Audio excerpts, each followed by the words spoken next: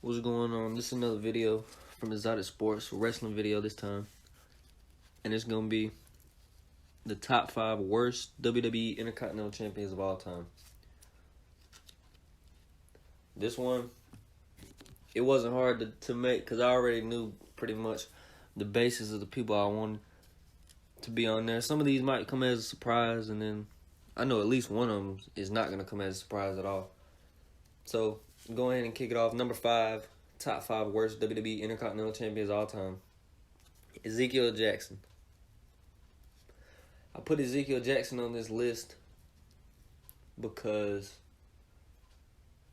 I mean, it was cool when he did win the title back in like 2011. He beat Wade Barrett. You know, they were part of the core. But if we're being honest, who really remembers that, bro? Like, who remembers when Ezekiel won the title? He had it for like 2 months, and he lost it to Cody Rhodes. I don't even remember him losing it to Cody Rhodes. I just remember, like, that's who he lost it to. And it was like, I don't know. It was just so underwhelming, bro, after, like, because he won it, and he was like, you know, he had some momentum, and then when he lost to Cody, it was like, And, man, once he lost that title to Cody Rhodes, I don't remember him doing anything else, like, ever in WWE. So number 5, I'd have to go with Ezekiel Jackson, man. His title reign, it just didn't mean anything. It has nothing to do with him. It's just, you know, they didn't care about the IC title back then, you know. Not that they really care about it now, but they definitely didn't back then. Number 4 on the list is going to be Booker T in his sole reign in the year 2003. The only reason I put him on here, and it's not his fault, Booker T's on this list because he was in a feud with Christian. And it was like a really good feud. I actually seen the entire feud. It was like really good. And he finally beat Christian for the title on Raw. But probably he had it for like, I think, 34 days or something like that. Like 5 weeks. He got hurt and he lost it to Christian on an untelevised event. So you're watching Raw 1 week and you see Booker as the champ. The next week on Raw, all of a sudden, Christian's the champion.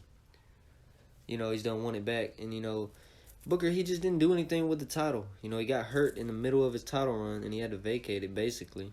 Just in other words, he vacated the title by losing it right back to Christian, untelevised. So, Booker T, number 4 on this list. Way better U.S. champion and world champion than he was Intercontinental champion. Number 3, I'm going to go Dean Ambrose, and I'm going to specifically say his reign in late 2016, or was it might have been early 2017, I'm not sure. But the one where he got when he was on SmackDown and he beat The Miz for it. Because I don't know what they were thinking. And even Dean, like, it just seemed like he didn't really give a fuck. You know, that's probably why he left WWE anyway. He really probably didn't give a fuck. But it was just, he had it for so long, bro. But probably about 5 months. And he just never defended it. I mean, he was always doing something, you know. He was in the Rumble match. He was in the Elimination Chamber for the world title while he was the Intercontinental Champion. He was on the pre-show at WrestleMania defending it against Baron Corbin. And this is like 2017, I'm pretty sure. You know. And then he got drafted to Raw as soon as WrestleMania was over with. And then just continued his feud with The Miz. And he lost it back to The Miz. I mean, his title run was... It just, I don't know. It could have been way better. Now, his other title run back in 2015, that one was way better. And it was not even near the length that this one was. But that's besides the point. But anyway, Dean Ambrose, number 3, top 5 worst Intercontinental champions. Number 2, I'm going to go with Ric Flair. And Ric Flair is on this list because when he won that title in 2005, he beat Carlito. And I feel like Carlito was like, I feel like he had potential to be like a world champ, bro. So it was just weird that Ric Flair beat him for like a mid-card title way past his prime. And I know, like, the story was that's the only championship that he never won.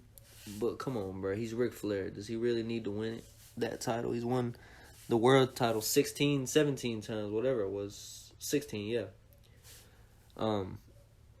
Yeah, I just felt like it was a pointless reign.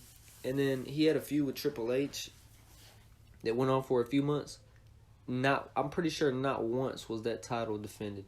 It was just Rick was the champion, but his championship wasn't on the line in any of his feuds until he went on a feud with Edge in early 2006. And then he ended up losing that title to Shelton Benjamin. I'm not even sure. I think it might have been in March of 06. But, yeah, Ric Flair, number 2 on this list for worst Intercontinental Champions. Number 1 on this list, this probably will not come as a surprise once I say his name. My opinion, this is just my opinion, the worst person that ever held up that Intercontinental Championship, any design, is Curtis Axel. And I got Curtis Axel on here because that was his title run it just screamed like we want to make this dude into something that he's not. Because it's like, I remember when he was Michael McGillicuddy, and then all of a sudden he just comes back, and he's Curtis Axel, and he's got Paul Heyman. Yeah, that's like cool and on paper, but they gave him way too much, way too fast. And he peaked way too early.